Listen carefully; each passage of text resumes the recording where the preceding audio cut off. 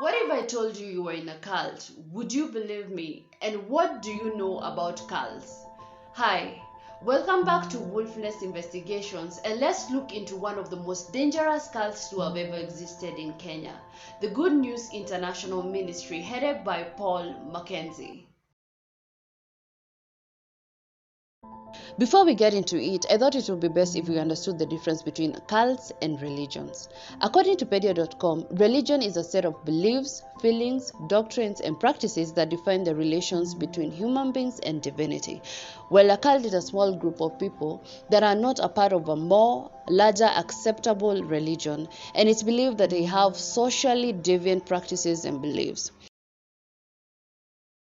To help us understand more about cults, here are some major characteristics. In cults, members tend to adhere to strict belief systems that revolve a charismatic leader. Whatever the leader says goes, and the rules are to be followed unquestionably. Punishments are laid out for the members if they do not follow these rules. There are also drastic changes to the followers' behaviors, like leaving their families, jobs, and sometimes even changing the way they dress. Another major characteristic you can find in cults is that members are told not to speak to the outside world. They are convinced by the leaders that the outsiders are their enemies. This is very important for the leaders because with isolation, control is very easy. For example, take the Anthill Kids cult, one of the most dangerous cults to have ever existed. The members were told not to talk to their friends and families who are not in the cult. Members are told that they are better and more superior than the outside world. There is also deprivation of sleep, food, and mind stimulants, which makes it easier for people to be controlled by the leaders. And finally, leaving the cult is very difficult for the followers because they are made to believe that there will be severe punishments, including punishments directly from God. This is one of those cases that has a lot of information and a little at the same time. Take, for example, Mackenzie's biography. I went through a lot of articles trying to find out more about his background, but it seems like everyone had their own story. So I decided to take the Citizens as my source, but you're free to correct me if I'm wrong on the comments below. Paul Mackenzie Thenke was born in 1973 at Lunga Lunga, Kwale County. He was a fifth born in a family of 10 children, and most people close to him say he was a quiet, obedient kid and there was nothing extra about him. He attended Malewa Primary School and later joined Lukori Secondary School, where he came out with a C on his KCSE exam. After high school, he moved to Likoni, Mombasa, where he was living with his brother, Ramisi. This is where he started hawking.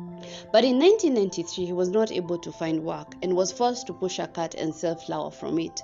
After several years of struggling like this, his older sister Kadogo bought him a car and he started his taxi business. He operated around Palm Gardens, an area within the tourist city.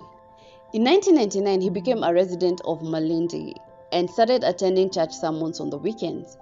One day he told his family that he had a dream and received a message from God instructing him to become a preacher.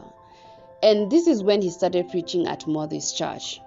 In 2003, his preaching career kicked off and he began getting invites to conduct sermons at Malindi Fellowship Baptist. This would not last long as he was kicked out due to religious differences, and he started his own church, the Good News International, which was located in Malindi. This was a busy year for Mackenzie because this is when he married his first wife, whose name is not provided, but according to his brother, they called her Mama Dan. And Mama Dan sadly passed away in 2009. After 2 years, Mackenzie got remarried to his second wife, Joyce Mwikamba, and together they had 4 kids, 3 girls and 1 boy. She was a quiet woman and helped Mackenzie with the ministry.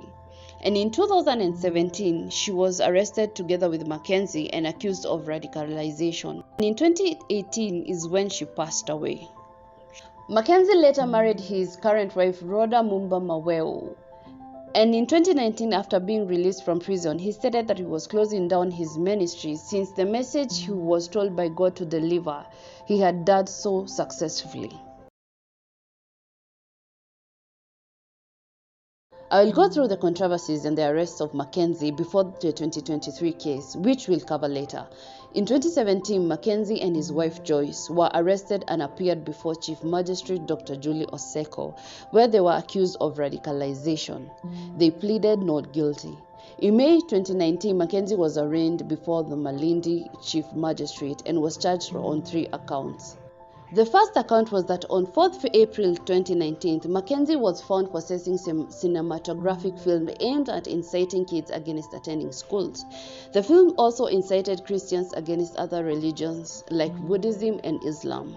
In the second account, he was charged with possessing and distributing film to the public by the Kenya Film Classification Board, the KFCB. And the third and final account, Mackenzie was charged with operating a film studio and producing film without a valid license from the KFCB.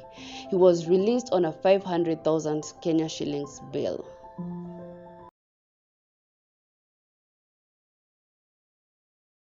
First, we're going to look into Ruth Kahindi's story, a woman who claims that she and Mackenzie started the Good News International Ministry together.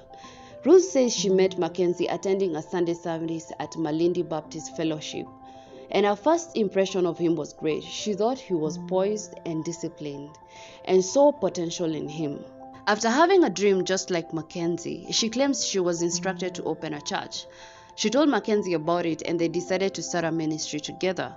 But of course, Mackenzie did not need much persuasion because he was already having trouble at Malindi Baptist Fellowship. At a sermon, he read from the book of Ezekiel, and the members of the church interpreted Mackenzie's teachings differently. They concluded that he wanted the father of the church dead and decided to kick him out. In 2003, they opened the church, and since Mackenzie already had a small following, it was not that difficult. The followers donated materials, and the church grew and expanded. So Mackenzie bought land at Furunzi in Malindi, and together with the followers built another church. Ruth's daughter Mary and son-in-law Smart opened a small cafe near the church. They will become important later, so kindly keep their names in your mind. According to Ruth, Mackenzie's sermons started becoming more and more radical. He started preaching things that she did not agree with. Mackenzie told the members of the church not to let their children go to school or visit hospitals when they were sick. When Mackenzie's wife died, a preacher was invited to give a special sermon with the aim of reminding Mackenzie of who he was. But this did not go well because Mackenzie stood up and disregarded everyone except Ruth's daughter Mary and her son-in-law Smart. After this, Ruth's daughter and the son-in-law decided to close down the cafe and fully join the church and stop their daughter Sidi from going to school. This is when Ruth decided to leave the church. Ruth claims that at this point, people started leaving their jobs and stopped taking their kids to school. What really broke Ruth's heart was her granddaughter Sidi, because before her parents took her out of school, she was a bright kid, and according to her grandmother, Sidi wanted to become a pilot, but instead she would end up working as a crew member at Mackenzie TV show. Sadly, Sidi would die at the age of 19. The last communication Ruth had with her daughter Mary was when Mary called her to inform her that Mackenzie had bought a large piece of land, including theirs, and she would later hear about her daughter and her family on the ongoing case when Smart was arrested as one of Mackenzie's accomplices. Experts suggest that human beings' need for comfort pushes them into these cults to soothe their fears and anxieties. Josh Hart, a professor of psychology at Union College, said, and I quote, "Cults provide meaning, purpose, and belonging." Margaret T. Singer, a professor of psychology at the University of California, Berkeley, said, and I quote, "The techniques of many cults fall under general rubric of brainwashing. They offer a clear, confident version and assert superiority of the group. Consciously and manipulatively, cult leaders and their trainers exert a systematic social influence that can produce great behavioral change." Cults are not a new thing, and according to research done, most people are able to be indoctrinated into these cults due to circumstances. The cults feel like comfort to them. In my opinion, and remember I'm not a trained psychologist, is that anyone is susceptible to these cults at the right circumstances. These are like mental health, paranoia, and poverty. So kindly try to see these people who are in Mackenzie's cults as victims. They are not weak. Most of them are victims of a man who craved power. Some people are able to go back to their normal lives after coming out of cults, but others find it really hard to adjust because of the paranoia, fear, and guiltiness they feel. So it's advisable to be patient with them and get them the help they need from psychologists and doctors.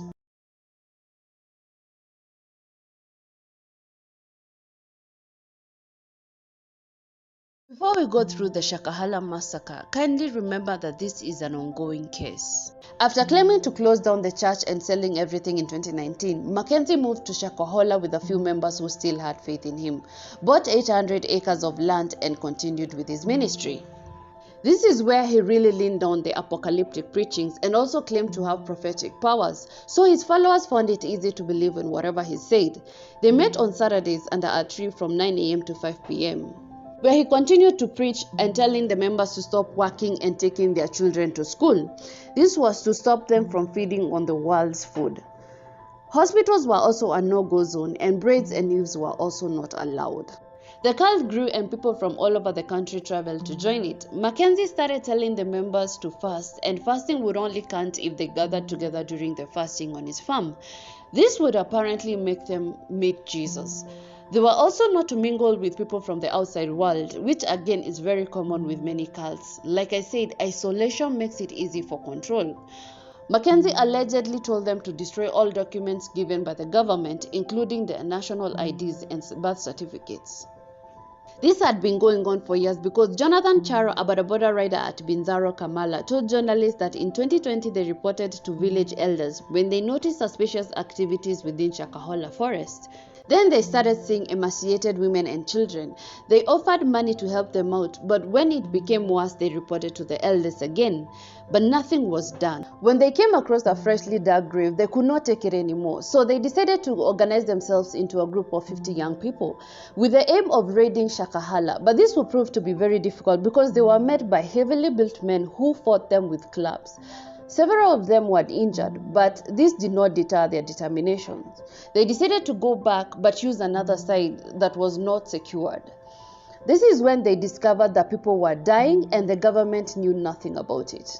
But the floodgates would open when Francis received a call that something bad was happening to his daughter and the family members who were in the cult. So he decided to go to Shakahola and look for them. He would be the one to blow the whistle and inform authority about the cult. Sadly, by the time he found them, 2 of his grandchildren were already dead. They were starved, but when this did not do the job, they were suffocated to death by their parents. This was according to the only child who survived. According to Mackenzie, the world was ending on March, and the members were to starve themselves in order to meet Jesus. Many died from starvation, and those who had cold feet were killed. The death would start with the children, then the women, then men, and finally Mackenzie would be the last one to die. Law enforcement raided the area, arrested Mackenzie and some of the members. They started exhuming the bodies, and soon it became a multi-agency process. Sniffing dogs and equipment were used and are still being used because it's still an ongoing process. According to the autopsy, the cause of death ranged from starvation, strangulation, and suffocation.